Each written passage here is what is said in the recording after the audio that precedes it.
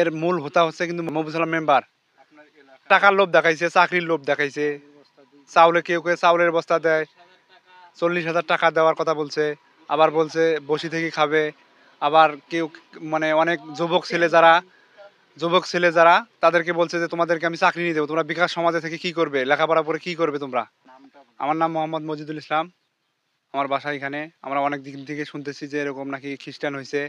এর আগে অনেক মানে যে মূল হোতা ছিল মহবুব সালাম বলছিল যে না আমি আর এইসব কাজ করব না। এখন দেখতেছি আমরা অনেক দিন থেকে মিডিয়ায় বা ফেসবুকে ভাইরাল হইতেছে যে এখন নাকি আরও 170 জন পরিবার হয়েছে।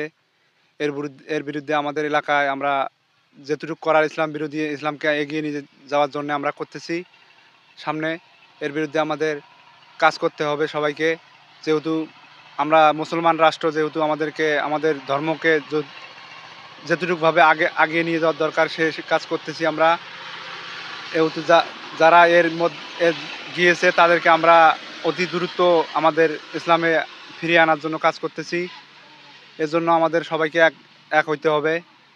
তারপরে মনে করেন যে যারা গেছে তাদের সবাইকে, তাদের পরিবারকে সবাই আমরা গেছি যে আপনারা দেখেন আপনাদের ছেলেপেলেরা কোথায় গেল। এর জন্য আমরা সবাই কাজ করতেছি। আর আরেকটা কথা হইলো যে ওরা এর মূল হোতা হচ্ছে কিন্তু মহবুব সালাম মেম্বার। আমার ওরা 9 নম্বর ওয়ার্ডে, আমরা হলাম 8 নম্বর ওয়ার্ডে, আমরা রানিং মেম্বার। ওকে আমরা অনেকবার বলা, এলাকার মানুষ অনেকবার বলছে, ও বলছে না আমি আর ওর ভিতরে নাই। ও অনেক তবা করছে, অনেক কিছু করছে, কিন্তু মাঝে দেখা যাচ্ছে যে ও আসলেই কিন্তু আবারও ফিরিয়ে গিয়েছে, কিন্তু আরও কিছু পরিবার ও ধ্বংস করতেছে।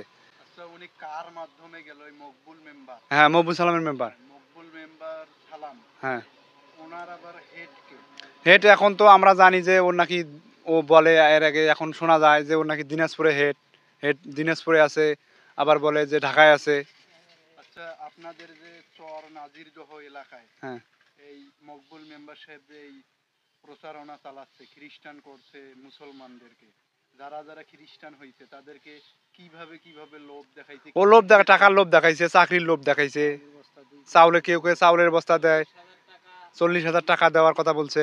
আবার বলছে বসি থেকে খাবে।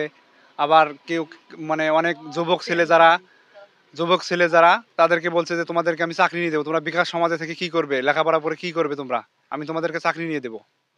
আর শুনছি একটা ক্লাবও আছে। হ্যাঁ, ওদের একটা ক্লাব আছে। ক্লাবটার নাম কি? ক্লাবটার নাম তো গির্জা।